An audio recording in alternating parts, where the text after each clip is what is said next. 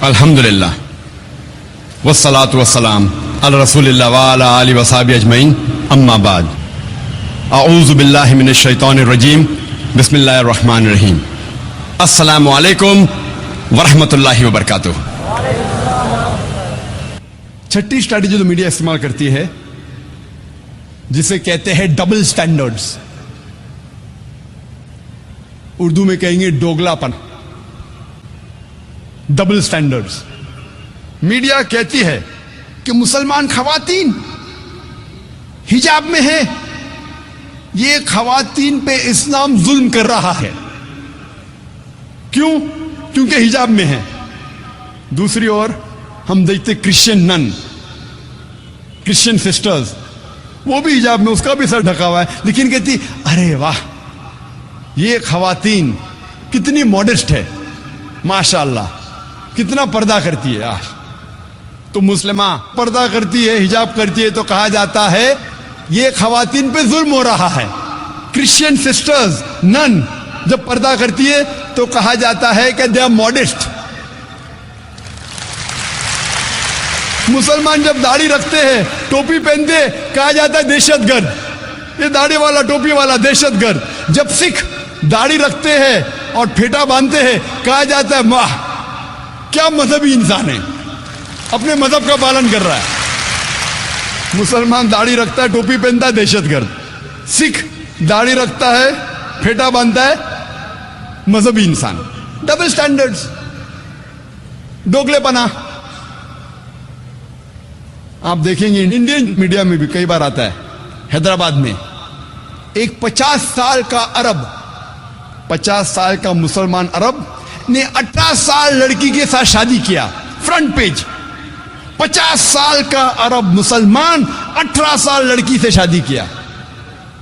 दूसरे दिन 50 साल का मर्द गैर मुसलमान 8 साल की लड़की को रेप करता है, बलात्कार करता है। आता है न्यूज ब्रीफ में, छोटा सा न्यूज अंदर के पेज में, पेज नंबर 11, पेज नंबर 13।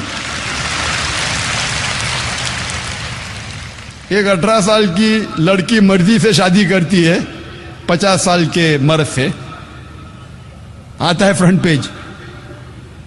एक 50 साल का गैर मुसलमान बलात्कार करता है, जिना बिल जब्र करता है 8 साल की लड़की के साथ, आता है न्यूज ब्रीफ में। क्यों? Double standards.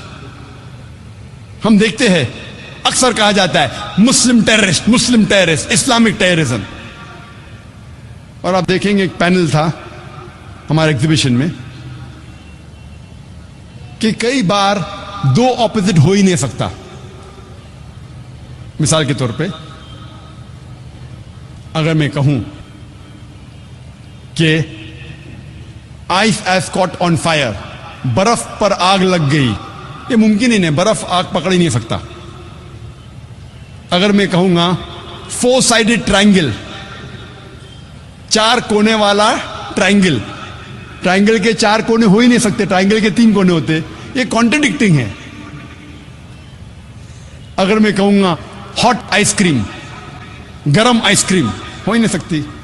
उसी तरीके से इस्लामिक टेररिज्म, इस्लाम मतलब अमन, टेररिज्म मतलब अमन के खिलाफ, तो इस्लामिक टेररिज्म हो ही नहीं सकता।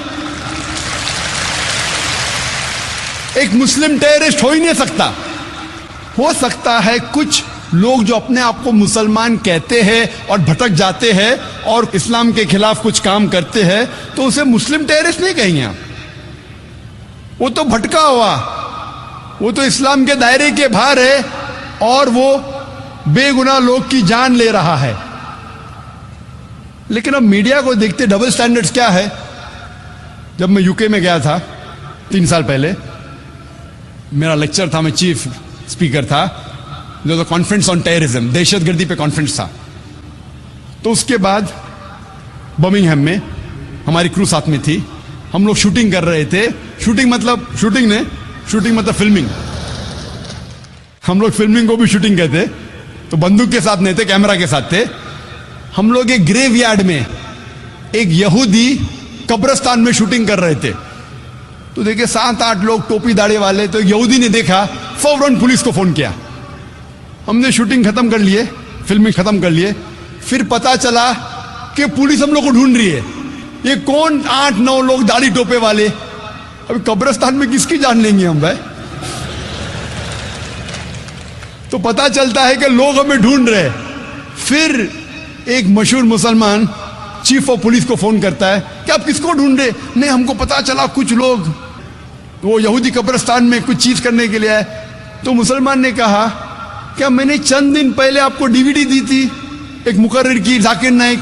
हाँ, मैं सुन चुका हूं, क्या अच्छी तकरीर थी। वही इंसान था, वही इंसान था, वो आदमी था कब्रिस्तान में, मुझे पता नहीं। वो ढूंढ रहे कौन दाढ़ी टोपी वाला कब्रिस्तान में क्या कर रहे। यही यूके में, यही इंग्लैंड में अक्सर हम जानते हैं कि सबसे ज्यादा जो बेगुनाह लोग का जिसने कत्ल किया है वो है IRA, आयरिश रिपब्लिकन आर्मी। ये आयरिश रिपब्लिकन आर्मी, ये आर्मी है, ये खुसूसन कैथलिक्स है। क्रिश्चियन में भी 2 भाग है, कैथलिक्स एंड प्रोटेस्टेंट। ये कैथलिक लोग हैं। इन्हें कभी भी कैथलिक टेररिस्ट नहीं कहा गया है, कभी भी क्रिश्चियन टेररिस्ट नहीं कहा गया IRA, आयरिश रिपब्लिकन आर्मी। इलाके के बुनियाद पे जाना गया, मजहब के बुनियाद पे नहीं। हम जानते हैं Tamil Tigers, LTTE, Liberation Tamil Tigers Eelam. कभी हिंदू टेररिस्ट कहा गया उनको? नहीं। क्यों? क्योंकि वो मुसलमान नहीं है। उल्फा असम में, United Liberation Front of Assam, खुसूसन एक ऐसा ऑर्गेनाइजेशन है, टेररिस्ट ऑर्गेनाइजेशन, जो खुसूसन मुसलमान का कत्ल करता है। उसे कभी भी हिंदू टेररिस्ट नहीं कहा गया। क्यों? लेकिन मुसलमान में पकड़ा जाता है, उसे कहा जाता है मुस्लिम टेररिस्ट। क्यों? वाई दी डबल स्टैंडर्ड्स? वाई? और तफसील आप अगर जानना चाहते तो मैं तकरीर सुनिए, is terrorism a Muslim monopoly, जो 2 साल पहले मैंने दी थी सन मुकराद हॉल में, और 1 महीने पहले जो उर्दू में दी थी। क्या आतंकवाद मुसलमानों की विरासत है? उसमें डिटेल में इसका जिक्र किया मैंने, वक्त की कमी होने की वजह से सिर्फ चंद बातें और कहूंगा। हम जानते हैं कि अभी हाल में 2, 3, 4 महीने पहले कई बॉम्ब ब्लास्ट हुए, और 1 महीने पहले, 4 महीने से 1 महीने पहले तक अक्सर मीडिया में आ रहा था कि मुसलमान रिस्पॉन्सिबल। और हम जानते हैं कि यूएसए में भी, यूएसए में जो बॉम्ब ब्लास्ट हुआ था 1995 में 16 अप्रैल को, ओक्लाहोमा बॉम्बिंग, जो सबसे बड़ा बॉम्ब ब्लास्ट हुआ था उस वक्त, जहां 166 लोग का कत्ल होता है, उसमें हेडलाइंस आता है middle east conspiracy, middle east conspiracy, middle east conspiracy, लगातार हर रोज। कई हफ्तों बाद जब पता चलता है कि ये तो अमेरिकन लोग ने किया था, टॉम एंड टेरी, एक बार न्यूज में आता है, फिनिश, न्यूज के बाद गायब। हर वक्त, हर रोज पहले आ रहा था मिडिल ईस्ट कॉन्स्पिरेसी, मुसलमानों ने किया। जब पता चलता है गैर मुसलमानों ने किया, एक बार आता है, फिर न्यूज गायब। वही मिसाल आप देखेंगे बॉम्बे में। बॉम्बे में जब बॉम्ब ब्लास्ट हुए, प्राइम सस्पेक्ट मुस्लिम्स, और चंद महीने पहले, 3 महीने पहले, 2 महीने पहले, 1 महीने पहले अक्सर प्रेस में आता था मास्टरमाइंड तोकीर, जिसे कहा जाए सोभान कुरैशी। हर time headlines, most of the media page के ऊपर headline, Tauqeer Sobhan Qureshi mastermind of the bomb blast. और मीडिया में आ रहा था, पुलिस कहती है मास्टरमाइंड है तोकीर सोभान कुरैशी। 1.5 महीने पहले ज्वाइंट कमिश्नर ऑफ पुलिस कहती है कि पुलिस ने कभी कहा ही नहीं कि तोकीर मास्टरमाइंड था बॉम्ब ब्लास्ट का। ये तो मीडिया क्रिएशन है, ये तो मीडिया का फलसफा है। तो हमें अभी तहकीक करना पड़ेगा कि मीडिया जो कहती है पुलिस के खिलाफ भी कह सकती है। अगर मीडिया पुलिस के खिलाफ कह सकती है और बच सकती है, तो हम आम हिंदुस्तानी क्या कर सकते हैं? लगातार हेडलाइन तोकीर सोभान कुरैशी मास्टरमाइंड, बाद में आता है न्यूज ब्रीफ, एक बार आता है पेपर में तोकीर इज इनोसेंट, बस खलास। महीनों तक उस मुसलमान की मीडिया धज्जियां उड़ा रही है, एक बार आता है क्या वो इनोसेंट है। मैं कहता हूं पुलिस एक्शन क्यों नहीं लेती मीडिया पे? अगर मीडिया पुलिस पे इल्जाम लगा रही है कि पुलिस कहती है कि तौकीर सोबान कुरैशी मास्टरमाइंड था और जॉइंट कमिश्नर कहता कि मैंने कभी कहा ही नहीं, पुलिस ने कहा ही नहीं, तो अब मीडिया को सू क्यों नहीं करते हैं? सू करो। एक बार आता है क्या वो मास्टरमाइंड नहीं था और न्यूज के बाद गायब। अक्सर लोग ने तो पढ़ा नहीं होगा उसको, लगातार महीनों तक आ रहा है मास्टरमाइंड, एक बार आता है कि नहीं है। इसीलिए Chief Justice of India K G. Balakrishnan कहते हैं, जो टाइम्स ऑफ इंडिया में इसकी रिपोर्ट आई थी 20 अक्टूबर 2008 में, Chief Justice of India K G. Balakrishnan कहते हैं कि media should not run a parallel trial. Media साथ साथ जिन लोगों पे इल्जाम लगाया गया है उनके साथ ट्रायल नहीं करना चाहिए। मीडिया को क्या हक है? वो पुलिस अगर इल्जाम लगाती है, पुलिस लेके जाएंगी उसको कोर्ट में और जज फैसला करेगा। ये मीडिया कब से फैसला करने लगी? Chief Justice of India K G. Balakrishnan कहते हैं कि मीडिया को क्या हक है? अगर पुलिस समझती है कोई गुनहगार है, उसको पकड़ती है, अभी तक उसको पेश भी नहीं किया जज के सामने, मीडिया कह देती है क्या ये टेररिस्ट है, मास्टरमाइंड है। मीडिया को क्या हक है? 2 साल पहले 2006 में जुलाई में बॉम्बे में ट्रेन सीरियल ब्लास्ट हुए, उसके 2-3 महीने बाद में तकरीर दिया था शनमुखराज हॉल में, इस टेरर मुस्लिम मोनोपोली। उस वक्त मैंने कहा कि मीडिया कहती थी कि मदरसा आर रिस्पॉन्सिबल, मदरसा पे इल्जाम लगाया गया। मैंने कहा मीडिया से, क्या एक भी आपके पास सबूत है? एक भी मदरसा हिंदुस्तान में, हिंदुस्तान के बाहर में नहीं जानता हूं, एक भी मदरसा पेश करो सारे हिंदुस्तान में जो टेररिस्ट एक्टिविटी में इन्वॉल्व था, दहशतगर्दी में इन्वॉल्व था? एक भी नहीं, एक भी नहीं। फिर आप कैसे कहते हैं कि मदरसा टेररिस्ट को जन्म देता है? हो सकता है। मैं तो एक भी मदरसे के फारिग को नहीं जानता हूं हिंदुस्तान में जो दहशतगर्द है। हो सकता है एक आध आपको मिले, हो सकता है, मैं नहीं जानता हूं। लेकिन आप अगर चेक करेंगे, आप ट्रैक रिकॉर्ड देखेंगे जितने टेररिस्ट का है, चाहे अमेरिका में हो, यूके में हो, हिंदुस्तान में हो, अक्सर टेररिस्ट के पास तो यूनिवर्सिटी डिग्री है, उनके स्कूल की डिग्री है। मेरे पास भी स्कूल की डिग्री है, बॉम्बे यूनिवर्सिटी की डिग्री है। तो क्या आप यूनिवर्सिटीज बंद करेंगे? आप अगर तहकीक भी करेंगे तो 1% भी आपको नहीं मिलेगा जितने टेररिस्ट है जो मदरसे से फारिग है। तो आप कैसा इल्जाम लगा रहे मदरसे पे? 2 साल बाद 2008 में वापिस से बम ब्लास्ट होता है। अभी मीडिया ढूंढ रही है मुसलमान जो आईटी स्पेशलिस्ट है, इंफॉर्मेशन टेक्नोलॉजी, मदरसा को छोड़ दिए। अभी बॉम्बे में पकड़ ली है पुलिस कौन मुसलमान आईटी स्पेशलिस्ट है, कौन मुसलमान तालीम याफ्ता है। आप अगर कंप्यूटर जानते अंदर तहकीक के लिए, 2 साल पहले इल्जाम लगाते मुसलमान अनपढ़, मदरसा सही तालीम देता नहीं, मुसलमान में तालीम होना चाहिए। 2 साल बाद यू टर्न, जो मुसलमान तालीम याफ्ता उसको पकड़ लिए। पूना के अंदर में तकरीर किया था, वहां के लोग डरे थे 1 महीना पहले, 19 अक्टूबर 2008 में। मौजूद था क्या आतंकवाद मुसलमानों की विरासत है। सब पूना के मुसलमान सहमे हुए थे। इल्जाम था कई पूना के मुसलमानों पे। लाइमलाइट पे था मंसूर पीर बॉय जो आईटी स्पेशलिस्ट है, याहू के लिए काम करता है। उसकी तनख्वाह थी 19 लाख सालाना, 19 लाख। सोच सकते 19 लाख ने हर महीने 1.5 लाख से ज्यादा कमाता है मुसलमान। उसको गिरफ्तार किया गया और इल्जाम लगा गया था। तो मैं ना तौकीर सोबान कुरैशी को जानता हूं, ना मेरा दोस्त है, मेरा दुश्मन है। मैं पीर भाई को भी नहीं जानता हूं, ये मंसूर पीर भाई को। लेकिन लोग मुझे पूछते हैं, doctor Zakir Naik, do you consider Mansoor Peerbhoy to be terrorist? क्या आप समझते हैं मंसूर पीर भाई टेररिस्ट है? तो मैंने कहा कि हजारों मुसलमानों को गिरफ्तार करते, हजारों मुसलमानों को इलीगली डिटेन करते, उनमें से 1% भी नहीं साबित होते टेररिस्ट है। तो अगर मैं लॉजिकली बात करूं तो मैं कहूंगा 99% Mansoor Peerbhoy is not a terrorist. 99% Mansoor Peerbhoy terrorist नहीं। मैंने तहकीक नहीं किया उसके ऊपर, मैं तो सिर्फ एवरेज बता रहा हूं। एवरेज। मैं ना मंसूर पीर बॉय को जानता हूं, ना मेरा दोस्त है, ना मेरा दुश्मन है, ना मैं उसके खिलाफ हूं, ना उसके फेवर में हूं। हाल ही में 1 हफ्ते पहले मीडिया मुझसे पूछती है, डॉक्टर जाकिर नाइक, क्या आप समझते हैं, ये चीज 1 साल पहले 2 साल पहले भी पूछी गई थी, क्या आप समझते हैं बिन लादेन टेररिस्ट है?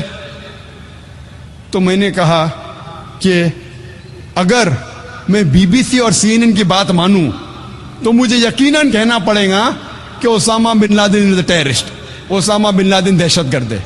लेकिन कुरान में लिखा है, सूरह हुजुरात में सूरा नंबर 49 वर्स नंबर 6, जो इस तकरीर के शुरू में इमाम शेख अहमद अली अब्दुर्रहमान हुदैफी ने तिलावत की थी, उसमें लिखा है कि जब भी कोई फासिक आपको कोई खबर देता है उसकी तहकीक करो दूसरे तक पहुंचाने के पहले। तो अगर मैं बीबीसी और सीएनएन की बात मानूं, मुझे कहना ही पड़ेगा क्या बिन लादेन टेररिस्ट है। लेकिन मैं बीबीसी और सीएनएन के बुनियाद पे नहीं कह सकता हूं।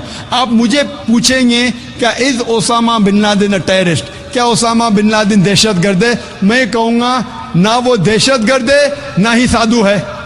ओसामा बिन लादेन ना दहशतगर्द है ना साधु है, ना मेरा दोस्त है ना मेरा दुश्मन है, क्योंकि मैंने ओसामा बिन लादेन पे तहकीक नहीं की है।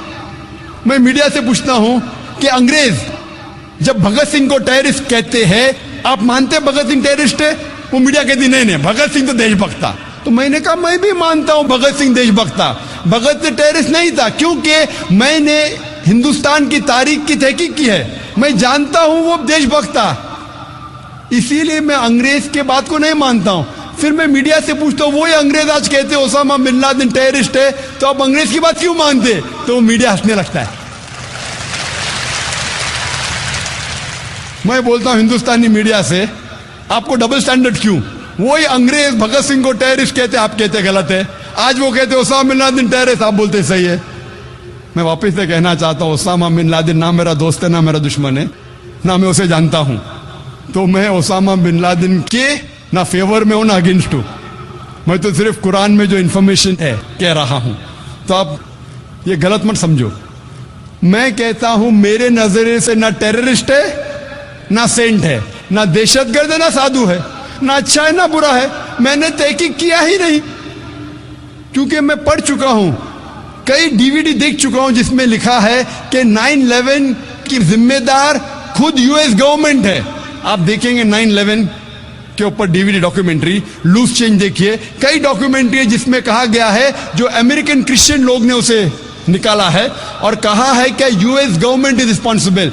अभी 2 साल पहले टाइम्स ऑफ इंडिया में एक रिपोर्ट आई थी कि 75 यूएस साइंटिस्ट और प्रोफेसर ये कहते हैं कि 9/11 जो ट्विन टावर पर अटैक किया गया था वो इनसाइड जॉब था, वॉशिंगटन डीसी व्हाइट हाउस में प्लान किया गया था, जॉर्ज बुश रिस्पॉन्सिबल है। आप मुझे पूछेंगे कौन रिस्पॉन्सिबल है, जॉर्ज बुश के ओसामा बिन लादेन? मैं जानता नहीं हूं, मैं तो सिर्फ न्यूज पढ़ता हूं मीडिया में, कोई कहता है जॉर्ज बुश ने किया है 9/11, कोई कहता है ओसामा बिन लादेन ने किया है, मैं जानता नहीं हूं। तो मैं कैसे कह सकता हूं कि ओसामा बिन लादेन टेररिस्ट है? 1 हफ्ते पहले मीडिया मुझसे पूछ रही है, डॉक्टर जाकिर क्या आप ये कहते हैं कि साध्वी प्रज्ञा सिंह ठाकुर टेररिस्ट है? मेरा जवाब वही था, मेरे नजरिए में साध्वी प्रज्ञा सिंह ठाकुर ना दहशतगर्द है ना वो साधु है। She is neither a terrorist neither is she a saint, क्योंकि मैंने उसके ऊपर तहकीक नहीं की है। तो मैं कैसे कह सकता हूं कि साध्वी प्रज्ञा सिंह ठाकुर टेररिस्ट है? ये पुलिस उसे पकड़ी है, एटीएस वाले कह रहे हैं कि उसने बॉम्ब ब्लास्ट किया है, मैं नहीं जानता हूं। अभी कुछ हफ्ते पहले हेडलाइंस कई न्यूज में, इंडिया के न्यूज चैनल्स में आ रहा था कि डॉक्टर जाकिर नाइक कहता है कि ओसामा बिन लादेन टेररिस्ट नहीं है। मेरे सेंटेंस को आउट ऑफ कॉन्टेक्स्ट कोट कर रही है और टेलीविजन पे दिखाया Osama bin Laden is not a terrorist. आधे सेंटेंस को दिखाते, पूरा सेंटेंस में क्या है, Osama bin Laden is not a terrorist neither a saint, आधा जुमला दिखाते और लोग मेरे खिलाफ कहते हैं जाकिर अभी ओसामा बिन लादेन को सपोर्ट कर रहा है। मैंने किधर सपोर्ट किया उसको? ना मैं उसके सपोर्ट में ना खिलाफ हूं। जैसा मैंने इंटरव्यू में कहा कि साध्वी प्रज्ञा सिंह ठाकुर वो टेररिस्ट नहीं है ना साधु है, मैं नहीं जानता हूं, हिंदुस्तान टाइम्स में आया, Sadhvi Singh get support from an unprecedent quarter. एक ऐसे इदारे से सपोर्ट मिलता है, president of Islamic Research Foundation. भाई, मैंने साध्वी को सपोर्ट नहीं किया। मैंने कहा Sadhvi is neither a terrorist nor a saint. मैंने कहां से सपोर्ट किया? ना मैं इल्जाम लगाया ना सपोर्ट किया, क्योंकि मैंने साध्वी की हिस्ट्री पे तहकीक किया ही नहीं। तो कैसा मैं कह सकता हूं क्या वो टेररिस्ट है या साधु है? मैं नहीं कह सकता। जिस तरीके से बिन लादेन के बारे में मैं नहीं कहता हूं अच्छा है कि बुरा है, उसी तरीके साध्वी के बारे में मैंने तहकीक नहीं की है। भगत सिंह कह सकता हूं क्या टेररिस्ट नहीं था, क्योंकि मैंने तहकीक की है। मीडिया मुझसे पूछती है, एक महीने से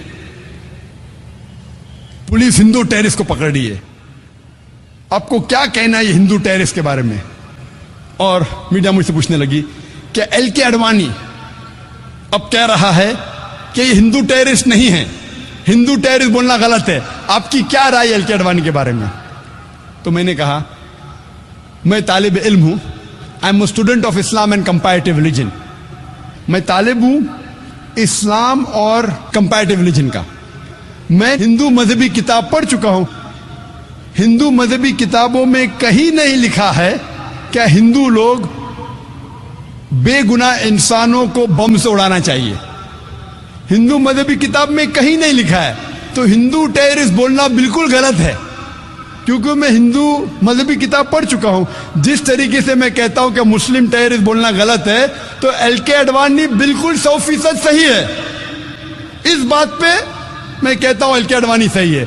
कुछ साल पहले एल.के. आडवाणी ने कहा था कि जो आदमी बलात्कार करता है उसके लिए तजवीज की थी जब वो होम मिनिस्टर था। एल.के. आडवाणी ने कहा था, श्री एल.के. आडवाणी ने, कि जो आदमी बलात्कार करता है उसको मिलना चाहिए सजाए मौत। तो मैंने कहा मैं एल.के. आडवाणी की इस बात को 100% तस्लीम करता हूं। बाकी बातें सही होंगी या गलत होंगी वो अलग है। इस बात पे तस्लीम करता हूं। अभी मैं दूसरी बात को तस्लीम करता हूं। जब एल.के. आडवाणी कहता है कि हिंदू टेररिस्ट बोलना गलत है, मैं उनकी बात को बिल्कुल मानता हूं। एल.के. आडवाणी ने हिंदू मजहबी किताब का मुताला किया है कि नहीं मैं नहीं जानता, लेकिन मैंने तो क्या है, वो किस वजह से कह रहा है हिंदू टेररिस्ट नहीं बोलना चाहिए, मैं जानता नहीं हूं। मैं पॉलिटिशियन नहीं हूं, लेकिन क्योंकि मैं स्टूडेंट हूं इस्लाम और कंपैरेटिव रिलीजन का, मैं ये जानता हूं कि इन लोगों को लेफ्टिनेंट कर्नल प्रसाद पुरोहित या साध्वी सिंह ठाकुर को हिंदू टेररिस्ट बोलना गलत है, क्योंकि हिंदू मजहब में कहीं नहीं लिखा है कि बम से मासूमों को उड़ाना चाहिए। और हमारे देश में कानून है, इनोसेंट अंटिल प्रूवन गिल्टी, यानी कोई भी इंसान मासूम है जब तक उसका जुर्म साबित नहीं हुआ। लेकिन जब मुसलमान पकड़े जाते हैं लॉ उल्टा हो जाता है, गिल्टी अंटिल प्रूवन इनोसेंट, यानी आप गुनहगार है जब तक आप मासूम नहीं साबित किए जाते। क्यों? हिंदुस्तान का कानून है कि कोई भी हिंदुस्तान का नागरिक, कोई भी इंसान पकड़ा जाता है वो मासूम है जब तक उसका गुनाह साबित नहीं होता है। जब मुसलमान पकड़ा जाता है तो वो गुनहगार है, मुजरिम है, जब तक वो मासूम नहीं साबित किया जाता। क्यों? मेरे डबल स्टैंडर्ड नहीं है। जब मैं कहता हूं मुस्लिम टेररिस्ट बोलना गलत है, तो मैं वो भी कहता हूं कि हिंदू टेररिस्ट बोलना गलत है। जब मैं कहता हूं बिन लादेन मैं जानता नहीं हूं, बिन लादेन को तो किसने पकड़ा ही नहीं अभी तक, साध्वी को तो पकड़ा, पुलिस ने इंटरोगेट किया, फिर भी मैं कहता हूं कि मैं जानता नहीं हूं। बिन लादेन को किसने पकड़ा? वो जॉर्ज बुश ने कहा टोनी ब्लेयर से क्या प्रूफ है, दुनिया को तो नहीं दिखाया। यहां तो पुलिस ने इंटरोगेट किया साध्वी को, लेफ्टिनेंट कर्नल पुरोहित को, फिर भी मैं कहता हूं कि मैं उन्हें नहीं मुजरिम ठहरा सकता हूं तब तक जब तक कोर्ट फैसला नहीं करती। और हम मुसलमानों को अल्हम्दुलिल्लाह सुम्मा अल्हम्दुलिल्लाह इंडियन जुडिशरी सिस्टम पे नाज है, इंडियन जुडिशरी सिस्टम की कदर करते हैं कि अल्हम्दुलिल्लाह सुम्मा अल्हम्दुलिल्लाह कितने भी लोग अगर बेगुनाह लोग अरेस्ट होते हैं, माशाअल्लाह अल्हम्दुलिल्लाह सुम्मा अल्हम्दुलिल्लाह हमारे हिंदुस्तान के जजेस जो है, और कल उनकी तकरीर थी जस्टिस फॉर पीस, 2 जस्टिस थे, जस्टिस हॉस्बिट सुरेश और जस्टिस कोलसे पाटिल जो माशाअल्लाह आपके सामने पेश किए कि जस्टिस होना जरूरी पीस के लिए, और हमारे नौजवान एडवोकेट मुबीन सोलकर भी थे माशाअल्लाह, जो आपको साबित किए कि पीस होने के लिए जस्टिस जरूरी है। जब तक अदल नहीं रहेगा इस देश में, तब तक इस देश में अमन नहीं रहेगा। वाखिर दावाना अल्हम्दुलिल्लाहि रब्बिल आलमीन।